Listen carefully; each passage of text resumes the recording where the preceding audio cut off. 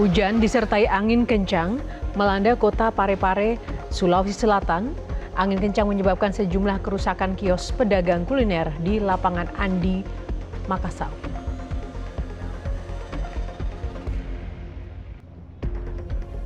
Angin puting beliung. Terangkat tenda. Libur akhir pekan bertepatan cuti bersama perayaan Tahun Baru Imlek, arus lalu lintas kendaraan di sejumlah wilayah terpantau padat. Salah satunya di gerbang tol Pasteur.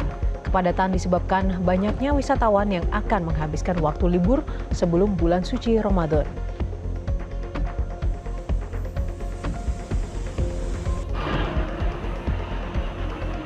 Sebuah ruas jalan di Soleh Iskandar, Kota Bogor amblas sedalam kurang lebih 3 meter dengan panjang sekitar 5 meter. Diduga terjadi akibat pecahnya pipa saluran drainase di bawah badan jalan.